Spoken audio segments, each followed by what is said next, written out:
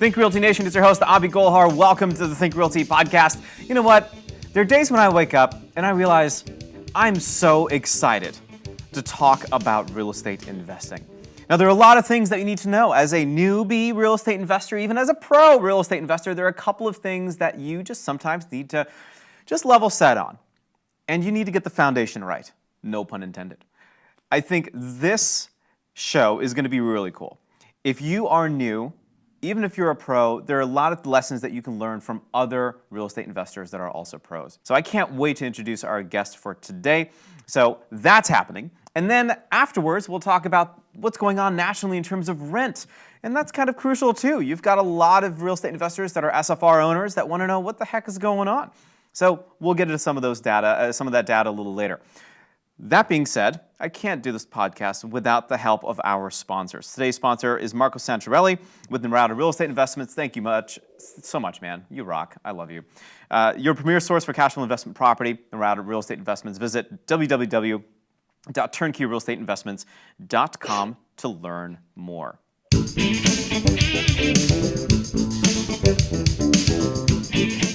Okay, with us is Tamara Day, HGTV star real estate renovation expert, investor. She understands what it takes to build a real estate renovation business, rehabbing business, and she's done a lot of awesome work.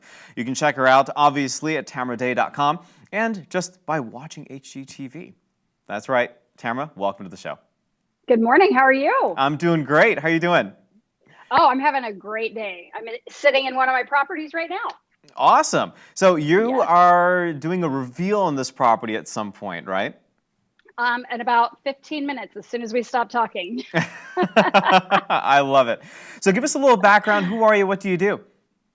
I am Tamara Day, and I renovate big old houses here in Kansas City. So we purchase these big old houses that have been really run down and decrepit, kind of left to nobody else. Nobody wants to take on these projects. And so I come in and save the day for these houses and bring them back to their original glory, but add in a lot of the modern twists that I love.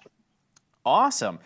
When it comes to just investing in real estate, and that's exactly what you've been doing over the last many years, what are some just initial kind of pro tips that you have for somebody that's just getting started? Because, you know, we watch HGTV and we're like, whoa, that's sometimes so amazing, so beautiful, but also unrealistic for a guy like me.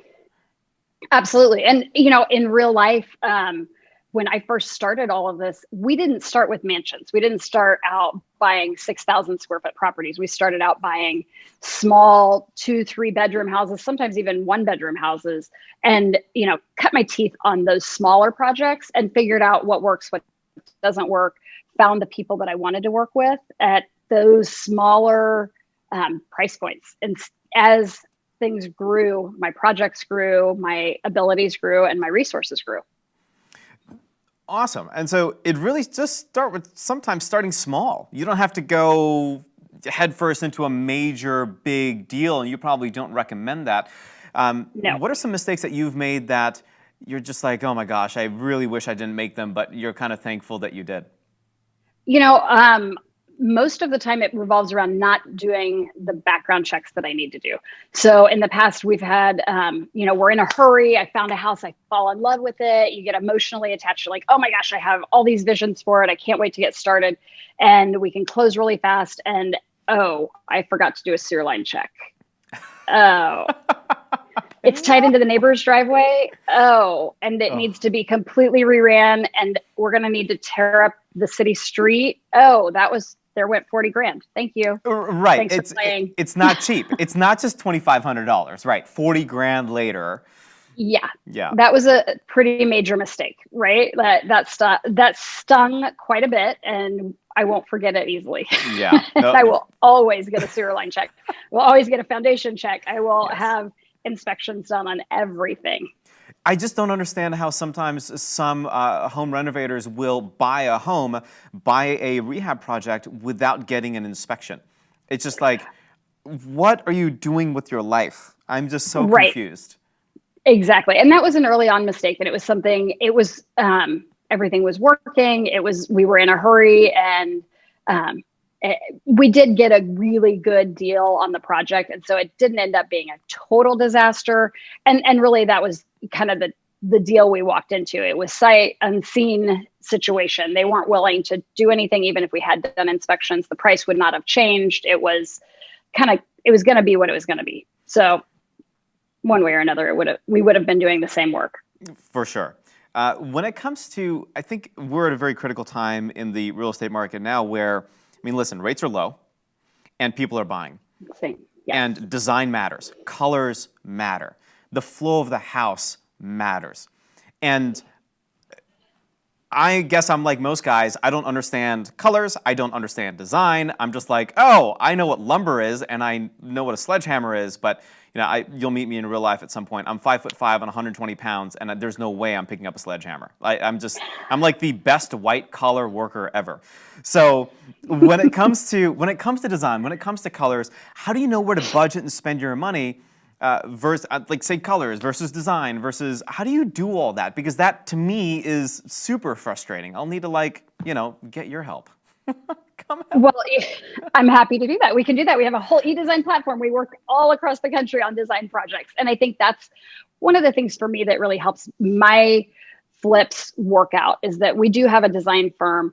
My designs are somewhat unique. We don't do the cookie cutter shiplap and subway tile. Yeah. I try to go outside the box of what my normal is and stretch my design chops as often as possible. And that has become something that people are looking for from me. And so when they see one of my projects come up, we usually have a list of people waiting to find something, and they're looking for that unusual twist because we have built a brand around the design. And people don't want the expected from me. They want to see what's next. So let's kind of reel it back a little bit. How did you get started with all of this? Because a lot of our viewers, a lot of our listeners, and even those that are thinking about taking this leap, that are inspired by you on HGTV, they're like, you know what? I'm working 40 hours a week. I come home, I'm tired, I'm exhausted, but I'm a little frustrated with my life. And I don't know, man. I want to do something different. How did you get started? What was the inspiration behind doing your first deal? When we first got married, we were always doing houses. Our houses were very, I remember wearing flip-flops through the house at all times when we first bought our first home and renovating it one thing at a time. And that was our first investment property together. And as we just kept growing our family, the houses that we bought were growing. And then we started buying small rental properties, and it just kind of grew from there. But as that business really started growing, so did our children. And we have 4 children now. And my husband has his day job in the financial world. And my dad would come in and help me with stuff. But I definitely took a break. And then after my 3rd son was born, we bought our current house that I call our first bargain mansion. And it was a little over 5,000 square feet and had been foreclosed 3 times. We got a crazy steal of a deal on it, but it was the summer of 2008 when we bought it. And we were heavily invested in real estate. We were heavily invested in my husband's day job. And I was a stay-at-home mom of 3 kids. And then sometime in the fall when AIG and Lehman Brothers fell, so did our income. Yeah. And we were in the middle of a renovation of this massive house. Mm-hmm. And so I put the baby on my back and started sanding and carrying and painting and just doing anything I could to save a penny, and learned a lot of just the physical work of renovating a house. I grew up on a farm, so I was never afraid of it, and just do it kind of thing. You said something about somebody working 40 hours a week. I'm like, that sounds like a vacation. Like, I think I work 40 hours a week when I'm at the beach.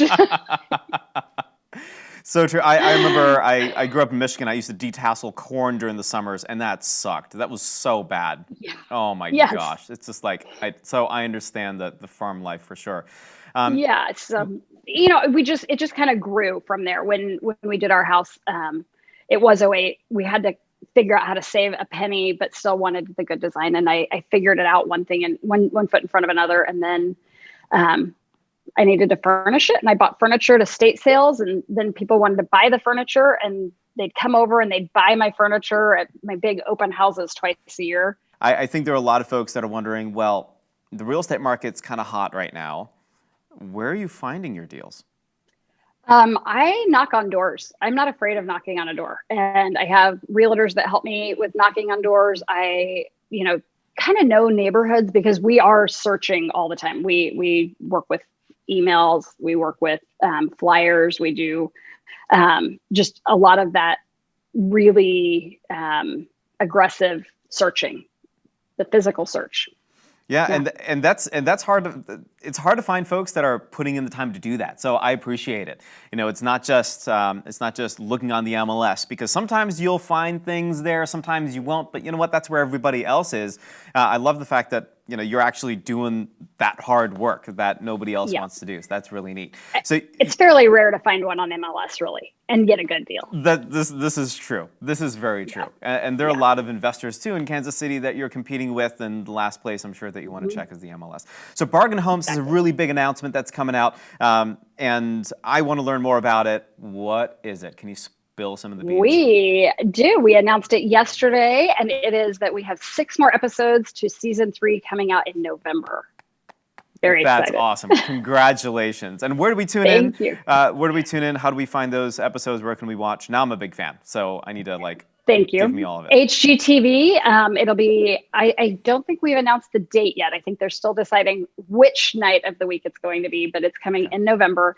All 6 episodes and a few other fun recaps of past episodes where Dad and I get to tell you a little bit about all the fun things behind the scenes as well. So there's quite a bit of fun stuff coming in advance. So that's coming out. And then you can find a little tidbit here and there on my Instagram at tamaraday. Tamaraday on Instagram and tamaraday.com on my website. Fantastic. One question, was all of this worth it? The journey of real estate, investing, rehabbing?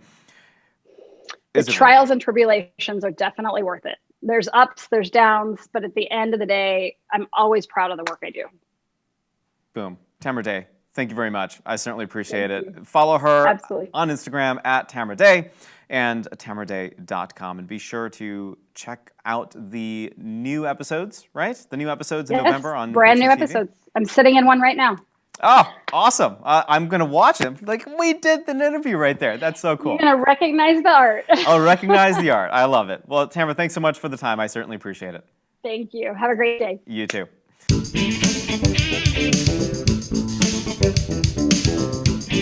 Next segment is brought to you by aaronbchapman.com, excuse me, where you can bypass all the overcomplications of the common suit and tie mortgage guy and connect with Aaron Chapman and his team of real estate investment finance experts at Security National Mortgage.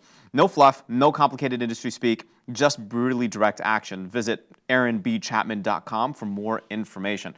Rental price data by Zumper, the national rent report here for September 20th. It's interesting. San Francisco, California is still the highest, most expensive city in the United States to rent in at $3,040 a month. New York is $2,700 a month. I don't see Atlanta on here, which is interesting. And then you go all the way down to Seattle, Washington at $1,700 a month. In this blog by Zumper, a couple of things. Number one, variance in prices across cities. It continues to decline. San Francisco and New York continue the rental price free fall, which is kind of interesting. Quote, leading the price decline of cities at the top are, of course, San Francisco and New York. The median one-bedroom price in San Francisco last month was $3,040, a 14.1% decrease from a year ago. Well, gee, I wonder why. And then, of course, the median one-bedroom price in New York was $2,700, which is down 10.9% from a year ago. So is it that folks are moving out of these cities, or is it that it's just because of COVID-19, it's becoming a little bit more challenging to find people that have jobs to pay that excess, really super expensive rent? Let me know what your thoughts are. And they continue in this blog to say that there's no sign of price decreases slowing. So maybe they're going to slip a little more. So if you want to move to New York and you want to lock in a good deal, then maybe this is not a bad idea to do it. The top 5 rental markets, number 1, San Francisco. Number 2, New York. Number 3, Boston. 4, San Jose, California. Number 5, Oakland, California. There are a couple of notable changes this past month. Leading the top of that list is Detroit, Michigan. Saw one-bedroom median rent increase 5.7% from last month, $740 for the month. But it's also ranked nationally as the 92nd most expensive rental market. So Detroit, Michigan, way to go. Kind of interesting. Downward trends. Washington, D.C. had the largest decrease in one-bedroom median rent from last month at negative 5.1%. The median one-bedroom rent was $2,050, and D.C. ranked as the 7th most expensive rental market, down 1 slot from last month. So if you want to learn more about what's happening in your neck of the woods, check out Zumper's National Rent Report at zumper.com, and then you'll want to hit the blog, and then you'll see it right on the right or left side, I think, the September 2020 rental report. So that being said, you want to get in touch with us, you know how to do it. Go to thinkrealty.com. You want to get in touch with me, you can find me anywhere online at Abi Golhar. And yeah, I'm here to answer some of your questions about real estate investing. It's super easy, and we want to make sure that you're successful. We have a slew of resident experts, so make sure that you dive in deep into that content so you really focus in on that strategy to really crush out the rest of 2020 going into 2021. That does it for today's show. You want to get in touch with Tamara Real Estate Investments, who is the sponsor for today's podcast and also your premier source for cash flow investment property. Visit www.turnkeyrealestateinvestments.com for more information. Thank you, Realty Nation. Until next time, happy investing.